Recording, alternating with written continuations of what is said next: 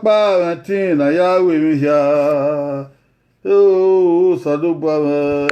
Waparantina Yahweh Mihia. Jesus, oh, Waparantina Yahweh Mihia. Sadubama. Waparantina Yahweh Mihia. Jesus, Waparantina Yahweh Mihia. Oh, Sadubama. Waparantina Yahweh Mihia. Jesus, Waparantina Yahweh Mihia. Oh, Sadubama. Waparantina Yahweh Mihia. Jesus, Waparantina Yahweh Mihia. Oh, Sadubama. Waparantina Yahweh Mihia. Waparantina Yahweh Mihia. Oh, Yahweh Mihia. Waparantina Yahweh Mihia. Waparantina Yahweh Mihia. Jesus, Waparantina Yahweh Mihia. Oh, Sadubama. Waparantina Yahweh Mihia. Jesus, Waparantina Yahweh Mihia. Oh, Sadubama. Waparantina Yahweh Mihia. Jesus! Oh, Waparantina Yahweh Mihia. Obuyi. Oh, Waparantina Yahweh Mihia. Waparantina Yahweh Mihia.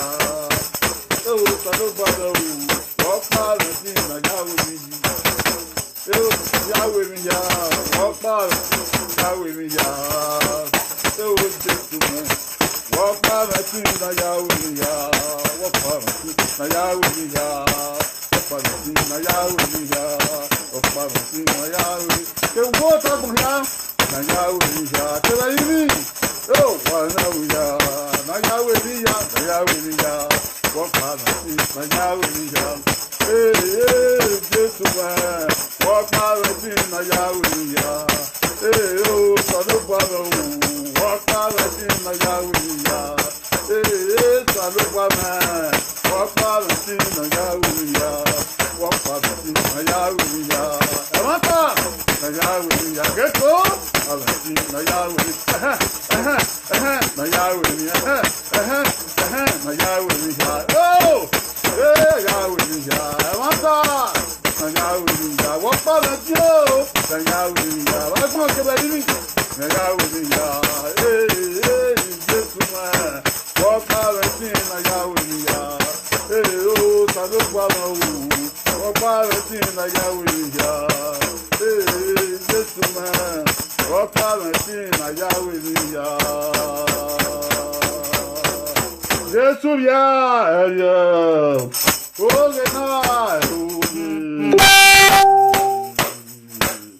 Oh, Wahia Bokia Ado.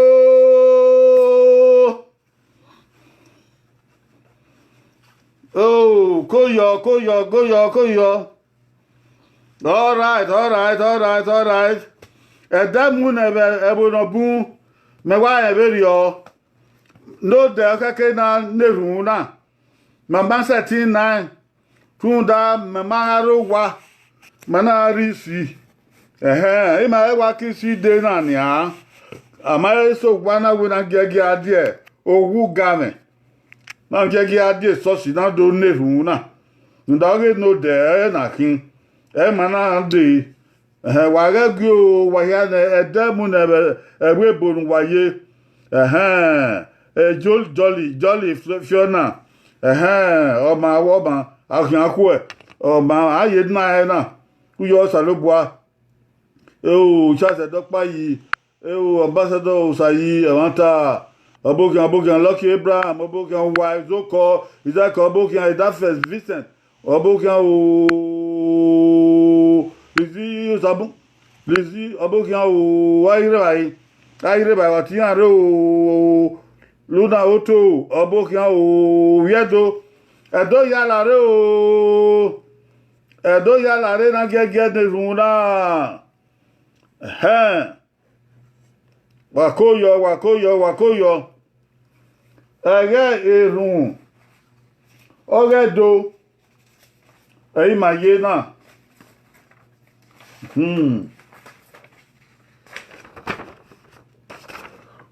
Ega irun. Ogedo. Ei ma yena o. Ega irun. Ogedo. Ei ma yena o. Wana ne dia de bona e kakabo. Bo sebi no kaki.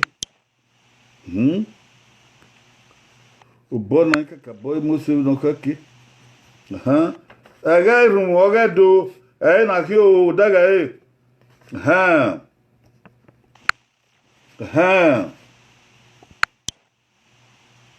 Ega irun ogedo. Daga e.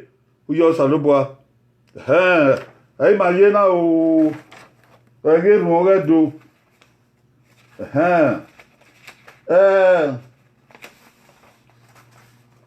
Ebi iwe ni oge na. Iwe ni oge na. Orebe John won pa. Ou vient e hanya yeva. Ebe Matthew weva ou vient han. Wadaga e iwe ni oge na. John won pa ou vient hanya yeva. Michael won vient va. Matthew weva ou vient han. Ya ye do tie o. Wa da ho o. John won pa ou vient e hanya ye eva. Gevino emo salobo kai. Owe Nathaniel. Ona ka ma wa. Jacob go to tie. Philip. Philip na re abuna te Bethsaida. Ona mi otonge Andrew. Philip na ka me Nathaniel. Ona ka ma wa. Mamia o. O mi ma fani ne Moses ka e. We be awui. Ke baba kase. Ore Nazareth. Ami ore Nazareth. Obie Joseph. No. Nathaniel na ka ma wa. Abe mi o pe mi na la jabe Nazareth ya. Philip na ka me Nathaniel we. Gade nudoge. Gade ndo ya we myo. Gade nudo ya we myo. Come and see. Gade nudo ya we myo. Nupogeva. Ebe Micah. Ebe Micah. Uwisa uvieva. Aka say Micah. Uwisa uvieva. Micah chapter 5 verse 2. Give the Benin guy. When Bethlehem. When no of your kebu webu here. Bebe Judah ya fe. Ote Judah ya. Where ye no ibo cow. No we don't mean where eba ekun weye ana do bi e Jesu. Zebe na gbon e be ora kase. Nu we ga de ya se de demede. Ebe Micah wi sanvie van atayi. No keke. Ore be Matthew. Unweva. Ou vient ha. Owe ka we. When Bethlehem. Na roto otore Judah. De kere we kibo ebu na. Botena. Na mi we. Do bie. Aka se. No kanya ho tagbon hia. No mi be Israel fan. Bupopo. Ebe no wa ma che o. O salogba no fian gbewon na. Pẹ̀lú Jésù Kristi isa. Wa kó yọ o ẹ̀dọ́. Wa bó kí o ẹ̀dọ́. Ìwẹ̀ mi rè. Erun rè. Èmi ni màá dógún ọ̀yàn náà. Ukane na agún ọ̀yàn náà ukodo nekui osanarie akasana foaladia oh ukodo nekui osanarie akasana foaladia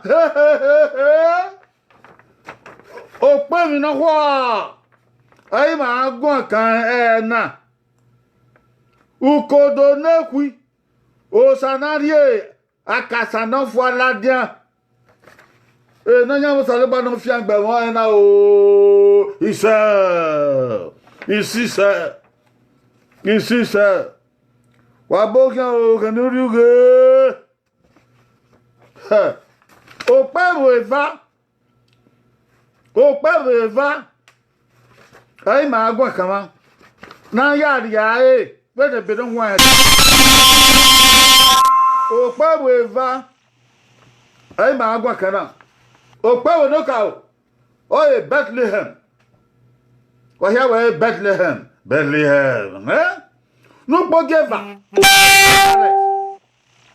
Nazareth wa ya wa Nazareth Bethlehem Nazareth o pa wo va ai ma agwa kana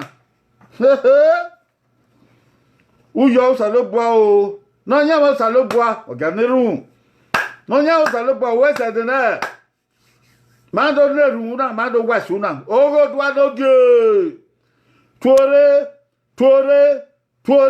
yo no wa tore nyama a do leru na do wasu na la ho wo yo no wa tore nyama ma ya wasu na emenu honu ta me do ya fe de na even honu ta me do ya fe de na even honu ta mo kata mo ko la ho wo hani ma ho sama ma de ga sama ho ma ya ho ni ma ya wo iwe dagbon wa don me kina le gbe ma ru we no sa no wo dua o pe amakin o ko makin o mo bo makin o mo we makin na le gbe ma ru we no sa no wo dua Ededemede ya se dedemede isa ededemede ya se dedemede isa wa we se wa no gun gbise yo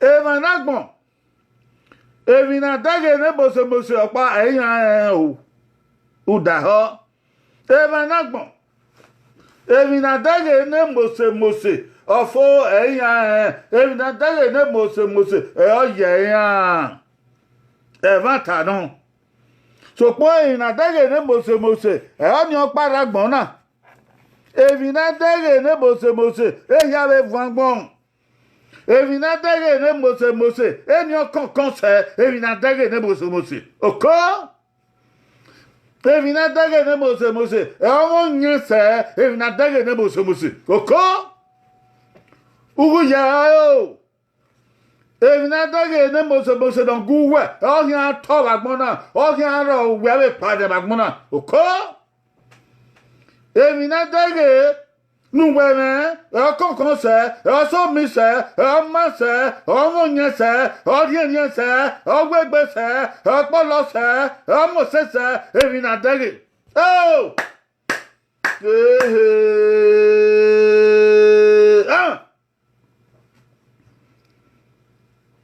Tundoni asile no salobwa na ria kasana fo aladian wu kodo nekui ha tunda evina dage no kokon o polo se evina dage na mose o sie no salobwa na ria kasana fo aladian wu kodo nekui kokoven egedi Jesu na ragbon boy abonana boy e Bethlehem atie bomi abonana bi Jesu atie Bethlehem na obi abo no oye pen amadi baba bo dika e Bethlehem oyibe ari biane ba ona be ari ebu opa na tie Nazareth ona ya nwa ewe Nazareth ona ya nwa ewe Nazareth ke ga ewe Joseph era nagbon ewe Joseph ne ri Jesu nagbon Nazareth Way. Oh, Donny, Joseph, Merige, Jesu, I wa. Oh, Donny Jesu now, ware. So, my again, and not be Jesu. Only you want to have fair where Amayabia will power the Amayabia Jerusalem. Amayabia London. Amayabia Dubai. Amayabia Washington. Amayabia New York. Amayabia Sydney. Amayabia Brazil. Amayabia Manchester. Amayabia Obia Panate Bethlehem. Oye Ben. Onanga you know na gbohia. So pa ha se ke rego bia bo ni o me no kin bo da bo so lo bo. Ebo na biu bo ha re ke re o ha re igwe o ha re digwe o ha re urupe bo ro o ha re mi ga me ro o me no kin lo so lo bo. Na ya biu we be bo ni. U ya o. U ya o. Agana be Jesu we Bethlehem. Ona you anawo. Abaka so yana igbon la jawe Bethlehem. How will be able to will take Judah here? Nine and your they can be here, and I don't be on your fan. No, me Israel family, all Logoma. Idiot no. Idiot no. Oh, be able to oh, be able to pen. I also love banana here, pen while I dia. Oh! Oh! Oh, yeah, but neck pen and a beware. Oh, yeah, digwe, and a beware. I will no man out and a beware. I go and a beware. He go and a beware. Oh, yeah, but pen and a beware. I also look bad. Hold on, your man get the bell at ya. Ha ha! Why? I don't know when they get a bunny. Why? Oh, Pamana Kali. Why? Oh, man, I got that hair. Why? Oh, man, no, but Tamusa. Why? Oh, man, I'm a tinny naka. Why gere na kani? Where na bie, bodek pen, na man, bodek pen, na mamienda, bodek pen, nurupaye, bodek pen, no baye, bodek pen, nekiye, bodek pen, ne university ye, bodek pen, ne boman, bodek pen, no baman, bodek pen, na howe webo. Ana biuwe, wo mani do salba we na bie, obiebo dek pen. When I be able to penny, what I don't mean do fan. When I be able to penny, what don't mean do state fan. When I be able to carry, what don't mean a gida fan. When I be able to go down, what don't mean all your fair fan. Well, Mama, no salabad here like that, will be able to penny. Ukodone qui, e o sanarie a Casano la dian. Ukodone hui, e o sanarie a Casano la dian. Ukodone hui, e o salabanarie a Casano la dian. Ho! Ukodone hui, e o salabanarie a Casano la dian. E di gwe na ma, o salabanarie po la dian, no do mi Nigeria fan. Edi gwe na ma o sa ba na de opo la dia na do mi Nigeria fa e Nazareth e ga na me Jesu na da ware aye gba lo kan ma e kuno ye o pepe na tie Nathaniel kekere Andrew iya mio gwe o Nazareth e Nathaniel na ka Andrew we na do ge ami Jesu na o na ka se kani ami na o na ka se kani. Where would Anamion? Anaway Nazareth. Anamion. Here, Nazareth. Anaway or some even. Nazareth. The better. Anaway Nazareth. Nazareth. Oh, yeah, we're not panicking. Ever done Yam Yunuyi. Ever no my hand like that. Oh, yeah, we're not panicking. Nazareth, abe mi eni esi ola jawi Nazareth ya. Mami, o hota no. Eni esi abe la ke Nazareth la dia. Elie sira we die gbe na dia be Nazareth ya. E ma so aga bo nu kere. E ma so aga go nu kere. E ma so aga digo na bio. E ma so aga go na bio. Erin abe tai. Ya to tani yeke. Ya mi nu. Ya ga go ezabo. Ya ga mi nu. Ya ga yi nu pa mi sika. Ya ga bo we kere. Ya ka we no bi digwe. We no bi ago. We no bi igwe. We no bi ebo ne pen. Wo ado ka nyabo na. O sale boa we edigwe ni wo na bi we ya na fi opon no la jan no do mi wo na fan. Oh! Jesu odupo mi ogban ye kin bo ke wasu. Ege na kan mu gbugbo ma ye kin o ma. Evi no sawe no do wa gbon owe na. Evi sawe no do wa gbon owe na. Ewe Bethlehem. Kebewe Nazareth. Ewe bana no mo pen ero. Na hemo ebe na mi ero. Nuru paye no paye ero. No mo ero. Ewe bana edigwe na girigwa akwa eyan. So pan ewe vana salobo lo do ya nu o tagbon ya fan. E ba ne Jesu la de Bethlehem. E Nazareth on an wan. Okay do kin we omi o afan. O yu wa su magbon. Oh! Fun da salobo yen mi no wo. O salobo me mi no wo. Ukodo nekwi. Eyan na di akasa no fo la dian. E ya si Jesu la dian be Bethlehem. O ya de Jesu la dian be Nazareth. De que na bio. E Jesu la de Nazareth ma fi obo kwa ka.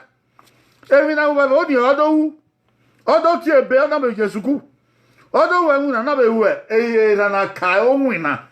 E Joseph wa kin ona be lele e ra we wo yi. Ona be gwa ka.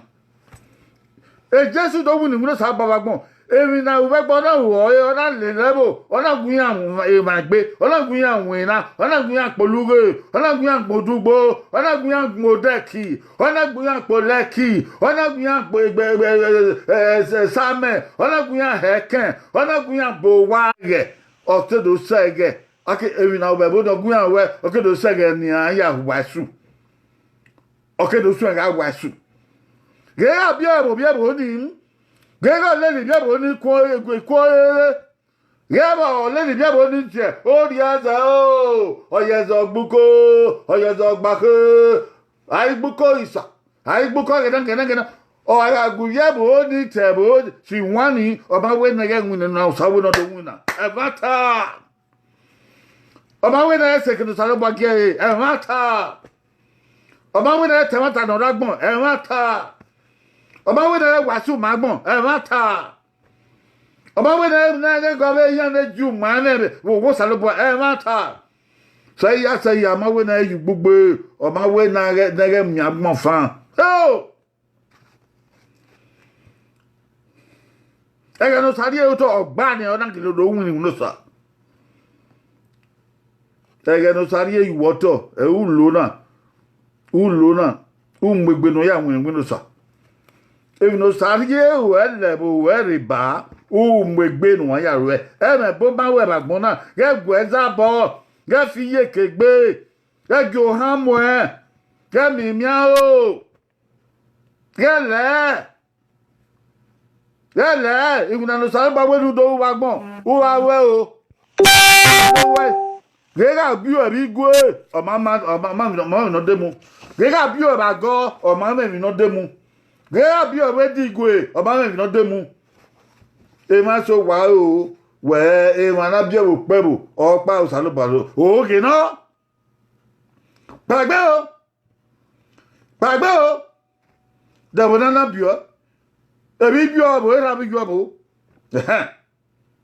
e bi na ya we de na ya ma we ko to re ke be na we no wa ga gbon ha que eri o sale bo adie nu David no je gbe wa mu sewe David no ro ori onu ho lu ba gbon do hu no sale bo gu ho Luhu no salo bagyo uala uamufwa ge obiado evi no salo bagyo yo dagbun we o wa do fun osupe evi no wa se ti u ba gbon no salo baya ohun yo egbe ohun yo ofiyan ohun yo eko ohun yo eko ohun yi biewe ohun yu duwe ohun yarowe ohun ye howe ohun yo rionwe odo fun osupe evi no salo bagwe no do wa gbon oye wana oro rionwe u amufo a runda ye korion wana bio on a bien vieux kodomo o salo bo alo e u abun fo a e do salo ba bo ndo wa gbon u ale wura runda ye ko via na bio ma bien vieux ko via ye ko via ebo e ka na bi Jesu ru paro abo na bi Jesu ogba ro abo na bi Jesu e university ro be ge ni aka o no salo baba gbon ana do mi we ewi no we na kana ya fe ona ye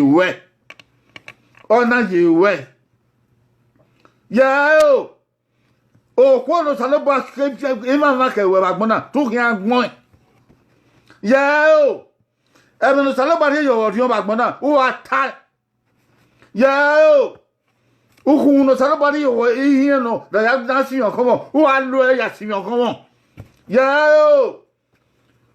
Adagbasa dem salo bana wonu ya gun na gbon mi ke na ma ta do re me u aye to aya gun awodo adagbasa di ebo a hen no ata u te pa baba gbon na de u te ta u te pe gbagbe obiado apare ero we mejo apare iwo mi we mejo apare ra mejo Apari yua mweyo. Apago saloboa mweyo. Nu mwegbe ro aya we mi saloboa gyo agbon do wu. Gagile Tagbe Dame hemena. O wa pataki ewe kin akebio. Tu ado sagbon ri oba. Sagbon ri oba. O wa pataki ewe kin akebio.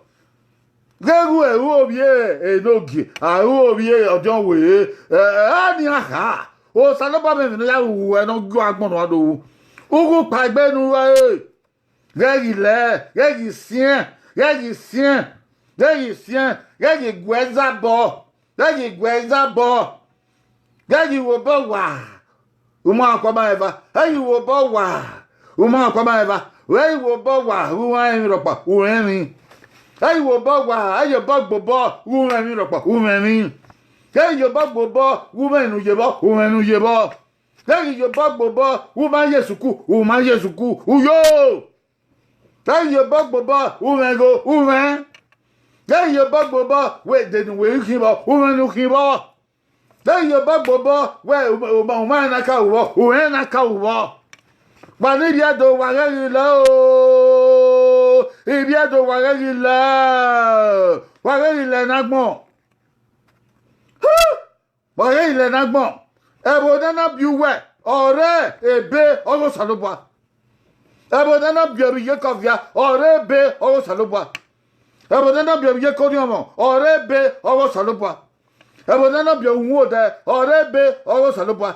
Ebo dana biu sakon. Ebo nana biabe bilo ebo nana biabe agana bode ebo nana biabe odi shakiri odu obo ode isoko odo pe ebo nana bia eweka ebo nana bia igwe nana bio ago nana bio edigwe nana bio ore be osalobwa we na ya bio odo Iwu na no wo do wu na ba gbon o megbe no ya wu na ele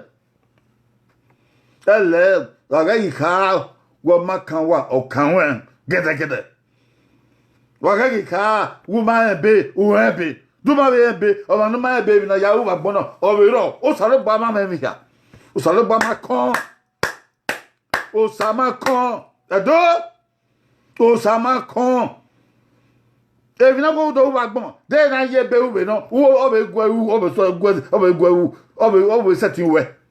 Gale, woman, if you came not dead board there, among Bona. I can't a dead board there, I can't want a king, I can't want a king, I can't want a king, whoever on a cooking. I'm a queen, you also look like good at that one. No, do, if you no moon of a neck with you, or care one of the way. Then it cabale. Dagi biobobe. Dagi gwezaba. Dagi bobo obuwa. Pagbe. Pagbe. Obiedo, pagbe. Obiedo, pagbe. Dagi meswen. Dagi gwezu wunu. Dagi labe wina. Pagbe wina de tawu. O wina no kara. Jesu yobe woye. Wani biedo, mani biedo, bozen, manaleni wina, bozen, manawe wina, bozen, manawe de busatihu, bozen, manawe de masatihu. Mani biedo, ima alena gboa, ima zahag mo salo babo. Ka pare igbe gbe ka go biedo gogun. Ka pare de gbe ka go mego. Ka pare gbe ka go, umenu kinbo. Na wa bie igo ro nu ro edi opa nyagbon na o sa lo bo àwọn magbon na we menu ki o me no ya we ke gbagbe o ukodo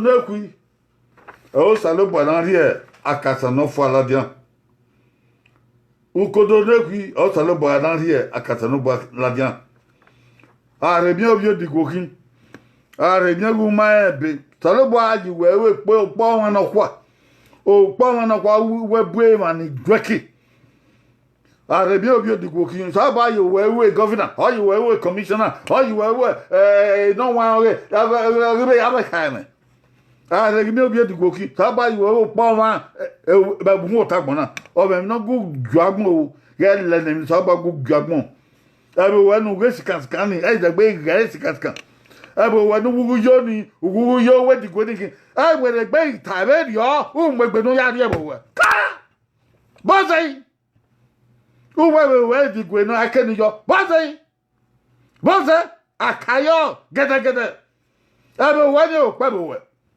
abo wani o pebo owe London o pebo we Washington o pebo we Sydney yóò pẹ̀lú wẹ̀. Manchester yóò pẹ̀lú wẹ̀. Èkó yóò pẹ̀lú wẹ̀. Port Harcourt yóò pẹ̀lú wẹ̀. Igwe nana bi wẹ̀ ni yóò pẹ̀lú wẹ̀. Ilẹ̀ ní Igwe ni, ilẹ̀ ní Igwe ni, ilẹ̀ ní Igwe ni, ilẹ̀ ní Igwe ni, ilẹ̀ ní Igwe ni, ẹ̀rọ ni yóò pẹ̀lú wẹ̀. Mo gbé nu ayé àtọ́lágbọ́n yìí. Mo gbé nu ayé àgbọ̀n òkú wẹ̀ lágbọ̀n. Ibi ẹ̀dọ̀.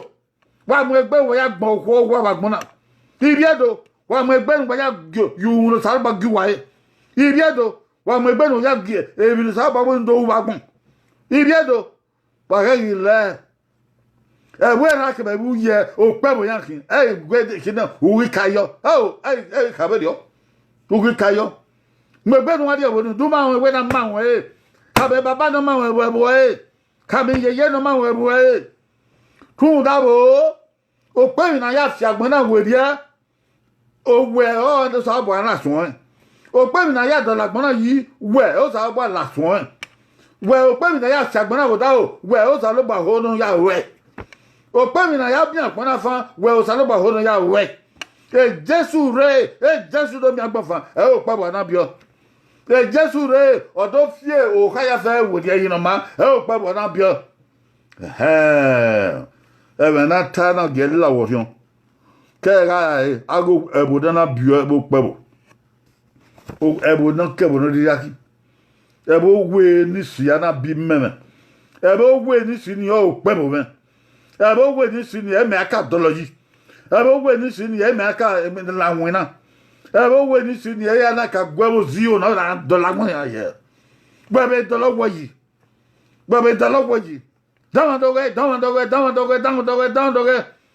Gaje kwe mwe. Age kwa bo na biori mwa. Ana we ke na bio wa tie. You know ya tie. No ba ya mwa ye mare so pe be na we dem no hey. Ebo na bi baba we, ebo na bi ye we, ona ebu we. Ona ebu we. Ona okpabo we. Eba do so ba ke dalagbon won yi. Eba do so ba ke dalagbon ma yi. Ebo na bi ale ri ma bi ale yi ma eba do ka owo. Taje kwemwe. Taje kwemwe. Uwa kayo akabo ni ya u akayo pewo. Ebi na mi ba bo na ya dalagbon na yi opo han. Nígbà ìgbé tẹ́dù máa hàn. Èmi náà mi ra ẹrú wẹ́ni náà dọ́là gbọ́nà yìí náà dọ́là tẹ́dù yìí ọ̀pọ̀ kan. Ọ̀wọ́ dé náà mi bọ̀ èyí àmì àbàbọ̀ àmì èkókò wọ̀ àmì ògbẹ́ náà yà kpọ́lọ́ ẹ̀ bọ̀ àmì ògbú ìwọ̀ àmì òpàgà bọ̀ àmì òtìẹ̀ bọ̀ àmì èkpìrò bọ̀ àmẹ̀rẹ̀ rọ̀ ànìmọ̀bẹ̀ rọ̀ ìkàbọ̀ rọ̀ ìbọ̀dọ̀dọ̀ rọ̀ dèmínẹ́rẹ̀ wùwẹ̀ dèmínẹ́rọ̀ òpàgà rọ̀. Ishi ami okwaga be dian na we man at Africa ake ye yare ni ado alo be dian okwaga no wegbe na lo Africa no go have ke viore Japan no yo pe bo tan ye wo ta gbon ya fe na ni ro be ne de ta mana Jesu ku o se do give ege ni Japan na yore Japan na do we ni avio gadu kabwe ana gele vi gadu kabwe ke ni Africa no go va aka vi gadu gian yana la so akọ Malaysia mo fi gbon Ọlọ́wẹ́ na gi adie Nigeria ana adie Nigeria na da tie 94 wa ke na 94 yan do vi ipivi an do vi adie Malaysia da yakọ na nia bi na ilo wo ta gbe ya fe Malaysia na ko mi na ya dollar gbon na yi ọ̀rẹ́ bu we ni na ya dollar Nigeria yi ọ̀rẹ́ bu we ni na o ze Nigeria ki o ma obu wo yi na o ze o tedo ki o gbebu obu we o yi Ebiedo warela dado we ga we dado ya tie no gi dado ya tojon we dado ya tie kaigele dado ya ti iko na sebo ba koko na mo ba sikoda u yogo saloba u yogo o saloba don jagbon kebe ebo na bio ni o ze e ba ni manamia imi fanga gbona Saloba de Badoya is Saloba de Yobonadoya is eternal. Ben de Bethlehem Polo. Ben de Bethlehem Polo. Ben de Nazareth Polo. In the Jesu. Eliabo we Polo nu we. Eliabo me Polo ni me. Eliabo we Polo ni me. Elu go no ba Polo nu we. Elu go Polo nu we. Elia kado lo Polo nu we. Iya. Da no ga me we. Eri gbeza mo polo nu we. Eri o he polo nu we. Eri gba lo polo nu we. Oko? Eri gedu ma polo nu we. Da debo. Eri o polo ni ma ya. Eri sabo ya dollar gbona yi ore bi mami. Ibiedo wa ho nu wa ho ebe ni Jesu ka ebe na e wa su na ka de e ma ta du mu eme na ki o e ma ta du mu eme na ka san no fo aladian ukodo nekwi o sanari akasa no fo aladian talo ba don enu wa o ise wa ga nerun Waganeru wedo. Waganeru yoba. Waganeru esosi waganeru. Oh, no nyama sado bua o. O sado bua o weso.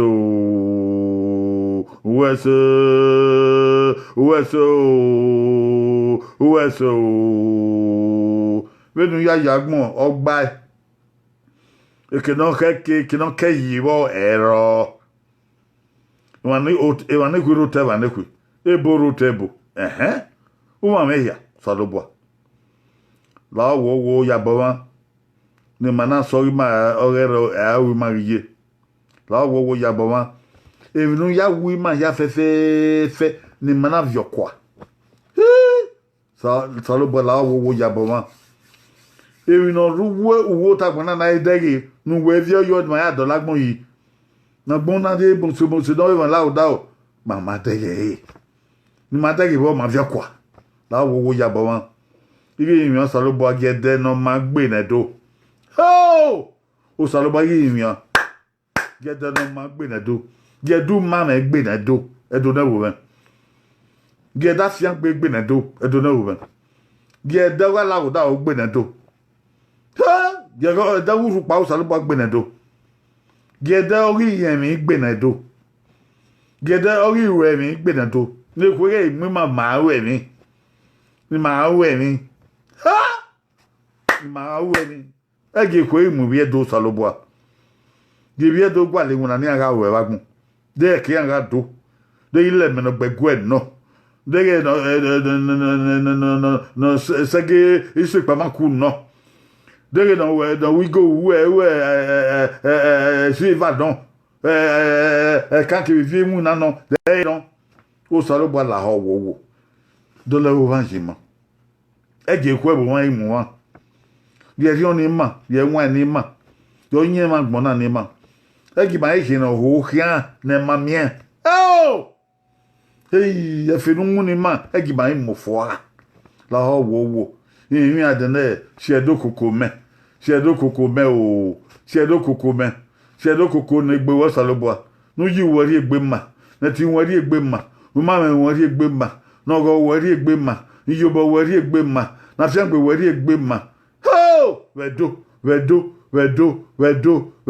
wo tedo na wo imi aveni Jesu Christi ise enu ri ele na wo give uri na gbona enu guri e ni ma ya mi na ya o imi aveni Jesu Christi ise o yo wo saloboa e po won wo saloboa enu Jesu Christi no nyama ise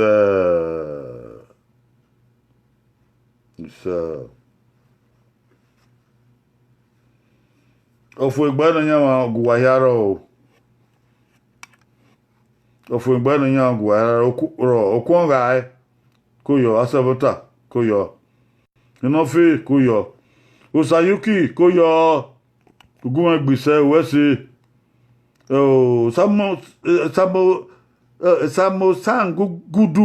samosangudu wese o efe Vincent wese wa yanori wa beba o safian buwa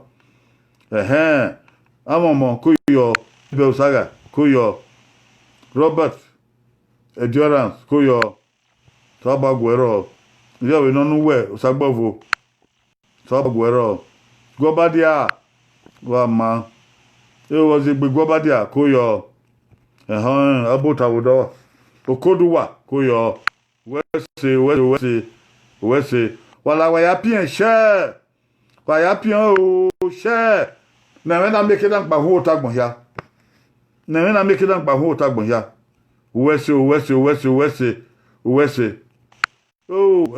brothers o sai gbina we ka wese oyu ami so ba don fiangbo e umwe event no manu muladian so ba don fiangbo e enwa gegu o u ami afiangbe u ami yobo enwa gegu o ipo won uyo saloboa ogbede uyo saloboa Jonathan wese Constance Osayawe wese obokian Sagie dagewa yan redian wo Yawanta glory to God Yawanta don we nike edebi koyo nike osa igbenavia osaguero oyu ami Apostle Paul egbon koyo osagba fiangbo edi dada sagba fiangbo Oh, we have do. Olia. We baba don't what do. He said, oh, in Jesus' name. He said, He don't wa ya o. Wala wa ya pion we share. Don't make it down lungo tagbon ya o. Ne do ya hen atana o. Asa don kwa. Wa gedo ya hen atana o. Gase aye kedu wa pa ye o. Ejilia. Uyigwe. Watamedo ya o natare watamedo ya. Oh. He said, oh, 10 years adolo ge han. Watamedo ya o. Wape na do ya han o. Wape ni baba han. Wape ni yeye han. Wa. Wape ni ya han o. Wape ya do. Akwa ge bi o gamen. Wa ya be ade so si o. Aya da me heaven saloba. Roba de ba wa ya o. O baba. Wa ya pion share. Subscribe or YouTube. Wa ya pion no make that kan wo ta. We say. We yo saloba we say. Daga we say. Wa ki o we o. Wa ki o we be kin ya kwe. Ati saloba nu dazi. Ati saloba nu dazi be kin ya kwe. Usaguwara o. E wanta saguwara o. E wanta